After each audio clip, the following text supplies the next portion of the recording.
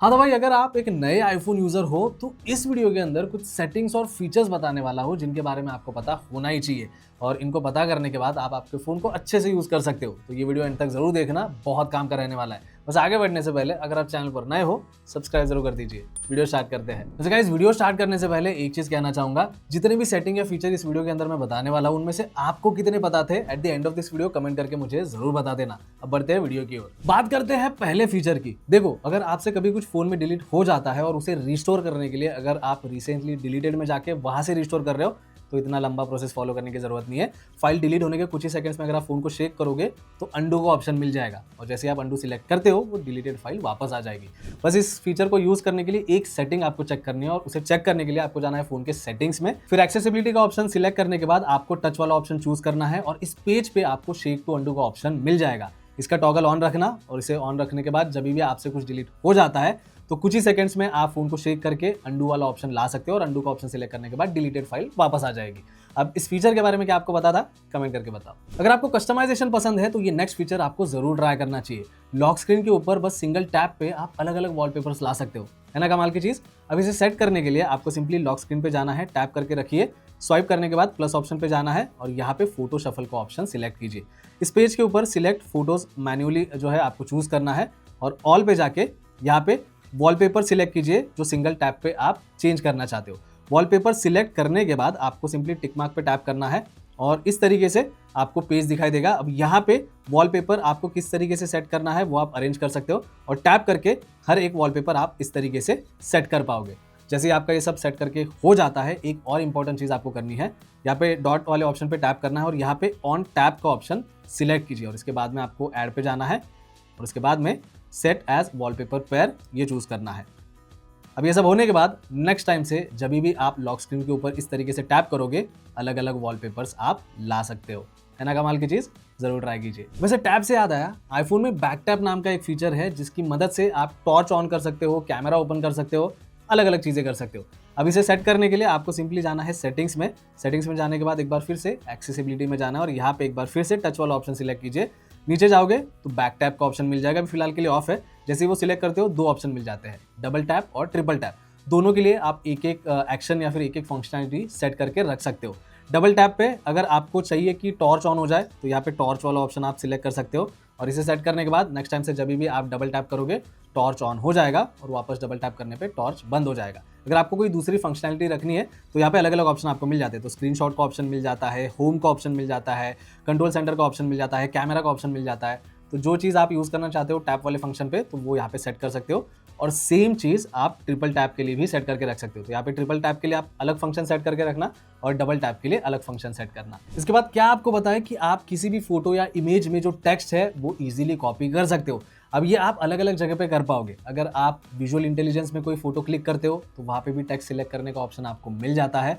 अगर आप magnify app open करके वहाँ पे कोई पिक्चर क्लिक करते हो तो उसमें भी टेक्स्ट सिलेक्ट करने का ऑप्शन मिल जाएगा। और अगर आपके फ़ोन में विजुअल इंटेलिजेंस नहीं है लेकिन आपको कोई टेक्स्ट इमेज से कॉपी करना होगा, तो बस उसका फोटो लीजिए और फोटोज एप्लीकेशन के अंदर आप जाओगे तो वहाँ पे भी टेक्स्ट कॉपी करने का ऑप्शन मिल जाता है। आप अलग अलग तरीके से इसे जो है यूज़ कर सकते हो। अगर इमेज के अंदर कोई फ़ोन नंबर होगा तो उस पर टैप करके आप डायरेक्टली कॉल भी लगा सकते हो। कोई ईमेल आईडी होगा तो आप उस पर टैप करके डायरेक्टली ईमेल भी कर सकते हो। तो अलग अलग फंक्शनैलिटी है, और अगर अभी तक आप ये फंक्शन यूज नहीं कर रहे थे तो भाई यूज करना स्टार्ट करो। इसके बाद दोस्तों, आईफोन में रीचेबिलिटी नाम का एक फीचर है जिसमें अगर फोन आपको एक हाथ से यूज करना होगा तो स्क्रीन के बॉटम में इस तरीके से स्वाइप करके आप ऊपर का स्क्रीन जो है नीचे ला सकते हो, और फिर एक हाथ से फोन यूज कर सकते हो। अब ये फीचर बहुत सारे लोगों के काम आ सकता है, लेकिन अगर आपको एक हाथ से फ़ोन यूज़ नहीं करना होगा और ये आपको फीचर कभी कभी इरिटेटिंग लगता है तो इसे आप बंद भी कर सकते हो। बंद करने के लिए आपको सिंपली सेटिंग्स में जाना है, एक्सेसिबिलिटी में जाके एक बार फिर से आपको टच वाला ऑप्शन सिलेक्ट करना है, और यहाँ पे रीचेबिलिटी का टॉगल ऑन होगा तो इसे ऑफ कर दीजिए। अब इसे ऑफ करने के बाद नेक्स्ट टाइम से जब भी आप स्क्रीन के बॉटम पे स्वाइप करोगे, ऊपर की स्क्रीन नीचे नहीं आएगी। इसके बाद दोस्तों, फोन के लॉक स्क्रीन के ऊपर अगर आप कंट्रोल सेंटर ओपन कर पा रहे हो तो मैं कहूंगा कि इस चीज को बंद कर देना, क्योंकि कोई भी जब आपका फोन लॉक है तो कंट्रोल सेंटर ओपन करके उसे साइलेंट मोड पे डाल सकता है, फोन को एयरप्लेन मोड पे डाल सकता है। आपके फ्रेंड्स आपको छेड़ने के लिए भी ये चीज कर सकते हैं।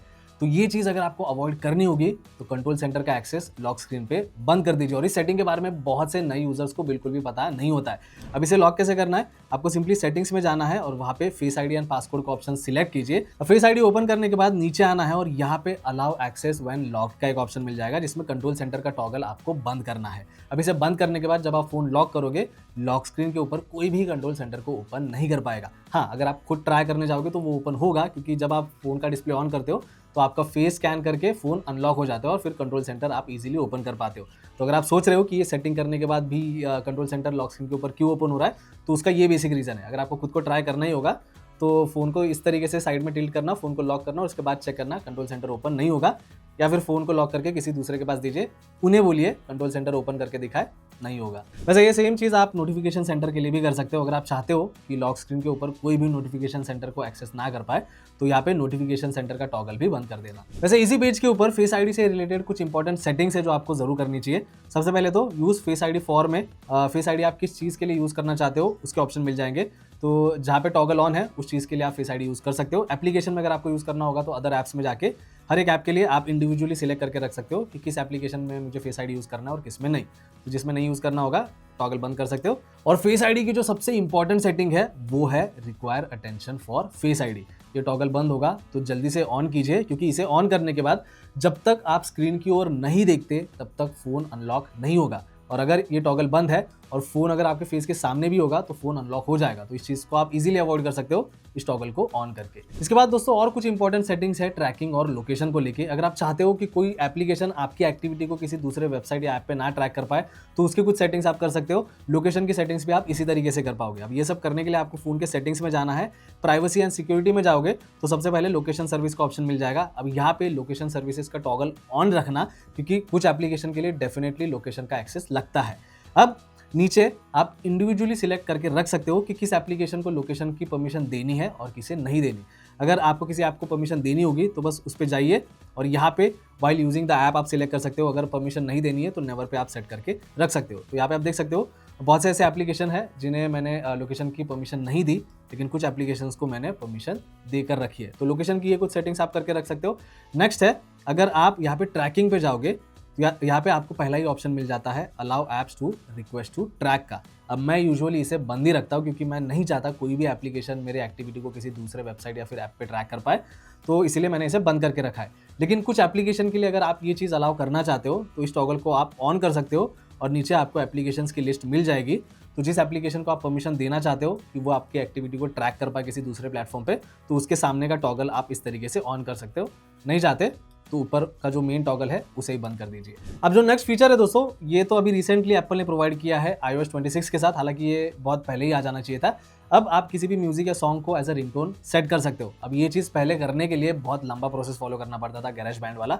तो अगर आपका फ़ोन iOS 26 सपोर्ट नहीं करता है तो आप मेरी पुरानी वाली वीडियो चेकआउट कर सकते हो। अगर आपको किसी भी म्यूजिक या सॉन्ग को एज अ रिंगटोन सेट करना होगा तो वो लंबा चौड़ा प्रोसेस आपको फॉलो करना पड़ेगा।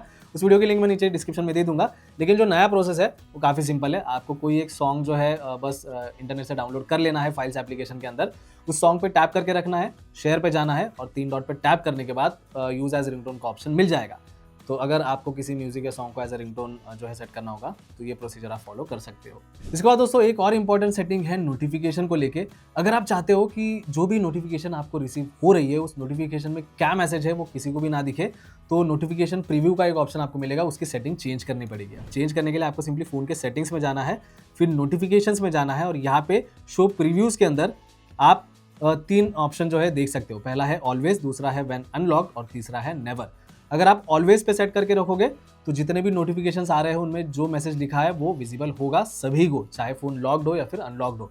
अगर आप व्हेन अनलॉक पे इस सेटिंग को जो है सेट करके रखते हो तो नोटिफिकेशन में क्या लिखा है ये तभी विजिबल होगा जब आप फोन को अनलॉक करोगे। और अगर आप चाहते हो कि फोन लॉक्ड है या फिर अनलॉक्ड है, बिल्कुल भी मैसेज नहीं दिखना चाहिए, तो फिर इस चीज को नेवर पे सेट करके रख दीजिए। इसके बाद दोस्तों आईफोन के कीबोर्ड में टेक्स्ट रिप्लेसमेंट नाम का एक फीचर है जिससे आपका टाइपिंग का टाइम बहुत हद तक बच सकता है। एग्जाम्पल दे देता हूँ, कई बार ऐसे हो जाता है कि हमें अपना एड्रेस किसी के साथ शेयर करना होता है तो एड्रेस पूरा टाइप करना पड़ता है, लेकिन कुछ ही अल्फ़ाबेट टाइप करके अगर ऑटोमेटिकली आपका एड्रेस आ जाए तो कितना सही होगा नहीं। ये टेक्स्ट रिप्लेसमेंट की वजह से पॉसिबल है। अब इसे बस इनिशियल स्टेज पे आपको सेट करके रखना पड़ेगा।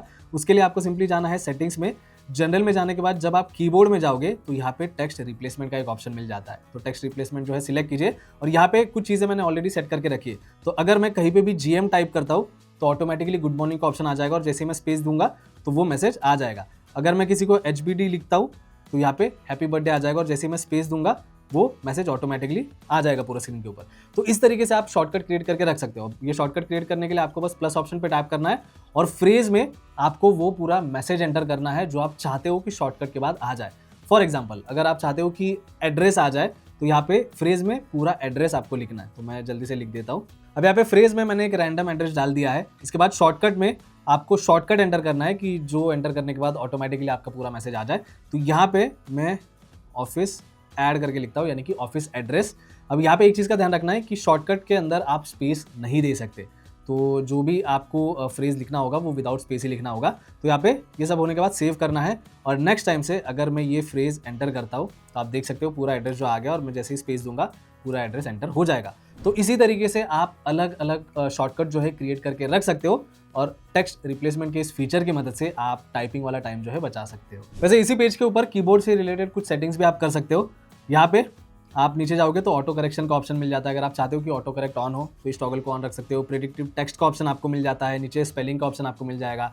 तो स्पेलिंग मिस्टेक आप करेक्ट करना चाहते हो तो चेक स्पेलिंग का ये टॉगल आप ऑन रख सकते हो। स्मार्ट पंक्चुएशन, तो जहाँ पे पंक्चुएशन मार्क आने चाहिए, इस टॉगल को अगर आपने ऑन रखा है तो वो ऑटोमेटिकली आ जाएंगे। इसके बाद अगर आप और सेटिंग्स करना चाहते हो तो ऊपर देखिए यहाँ पे हैप्टिक फीडबैक का एक ऑप्शन जो है वो मिल जाता है। तो अगर आप टाइपिंग करते टाइम पे हैप्टिक फीडबैक चाहते हो तो इस टॉगल को ऑन रख सकते हो। साथ ही साथ अगर आपको साउंड भी चाहिए, टाइपिंग का साउंड, तो ये साउंड वाला टॉगल भी आप ऑन रख सकते हो। लेकिन हाँ, बैटरी बचाने के लिए आप हैप्टिक फीडबैक और साउंड वाला टॉगल बंद ही रखिए। अब बहुत से ऐसे यूजर्स होते हैं जिन्हें होम पेज या फिर होम स्क्रीन खाली रखना पसंद होता है, लेकिन आईफोन में अगर आप देखोगे तो यहाँ पे सारे एप्लीकेशन डाउनलोड होने के बाद होम स्क्रीन के ऊपर ही आ जाते हैं। अगर इस चीज़ को आप अवॉइड करना चाहते हो तो एक चीज़ आप कर सकते हो, तो जो भी एप्लीकेशन आप डाउनलोड करोगे वो सारे एप्लीकेशन आपको सिर्फ ऐप लाइब्रेरी में दिखेंगे, होम स्क्रीन के ऊपर नहीं। अब इसे सेट करने के लिए आपको ज़्यादा कुछ नहीं करना है, सिंपली सेटिंग्स में जाना है और सेटिंग्स में जाने के बाद आपको जाना है home screen and app library में। तो यहाँ पे पहला ही ऑप्शन आपको मिल जाएगा न्यूली डाउनलोडेड ऐप्स का। तो यहाँ पे ऐड टू होम स्क्रीन और ऐप लाइब्रेरी ओनली का ऑप्शन मिल जाता है। तो जैसे ही आप ऐप लाइब्रेरी ओनली सिलेक्ट करते हो, नेक्स्ट टाइम से जो भी एप्लीकेशन आप डाउनलोड करोगे वो सिर्फ लाइब्रेरी में दिखेगा, होम स्क्रीन के ऊपर नहीं दिखेगा। और अगर आपको होम पेज जो है एम्प्टी करना ही होगा तो यहाँ से आप एप्लीकेशन रिमूव कर सकते हो। यहाँ पे अगर मैं टैप करके रखूँ तो यहाँ पे आप देखो रिमूव ऐप का ऑप्शन मिल जाता है। तो जैसे ही मैं उस पर टैप करूँगा तो यहाँ पे अलग अलग ऑप्शन मिल जाते हैं। तो जैसे ही मैं रिमूव फ्रॉम होम स्क्रीन करूँगा तो ये एप्लीकेशन होम स्क्रीन से रिमूव हो जाएगा, लेकिन ऐप लाइब्रेरी के अंदर अभी भी होगा। और हाँ, अगर आपको बाकी के होम पेज हाइड करने ही होंगे तो इस तरीके से आप टैप करके रख सकते हो और यहाँ पे सर्च वाले ऑप्शन या फिर डॉट वाले ऑप्शन पे टैप करोगे तो बाकी पेजेस को अगर आप अनसिलेक्ट करते हो तो वो हाइड हो जाएंगे। तो ये सारी चीज़ है। मेरे कस्टमाइजेशन वाले वीडियो में मैंने हर एक चीज़ डिटेल में एक्सप्लेन की है, जिसकी लिंक आपको नीचे डिस्क्रिप्शन में मिल जाएगी, जरूर से चेक कर लेना। वैसे होम स्क्रीन के ऊपर जो है सर्च वाला ऑप्शन दिखता है, इससे आप मल्टीपल चीज़ें कर सकते हो। अगर आपको कोई एप्लीकेशन ढूंढना होगा तो यहीं पे टैप करके आप ऐप का नाम एंटर कीजिए, एप्लीकेशन आपको मिल जाएगा। अगर वो एप्लीकेशन आपके फ़ोन में नहीं है तो डाउनलोड करने का ऑप्शन भी दे देता है। इसके बाद कोई बेसिक मैथ का इक्वेशन अगर आपको सॉल्व करना होगा तो यहाँ पे आप एडिशन, सब्सट्रैक्शन, ये सारी चीज़ें कर सकते हो।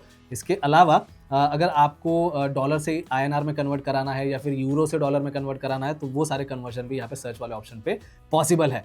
तो ये भी चीज़ अगर आपको नहीं पता थी तो अब पता चल चुकी है। तो बस दोस्तों, यही था आज के इस वीडियो में। आई होप ये वीडियो आप सभी के लिए हेल्पफुल रहा होगा। वैसे जितने सारे सेटिंग्स और फीचर्स मैंने बताए उनमें से आपको कितने पता थे, कमेंट करके मुझे ज़रूर बता देना। और ये वीडियो अगर आपको अच्छा लगा है, हेल्पफुल लगा है, तो वीडियो को लाइक और चैनल को सब्सक्राइब भी कर दीजिए। बाकी मिलता हूँ नेक्स्ट वीडियो में। Thank you.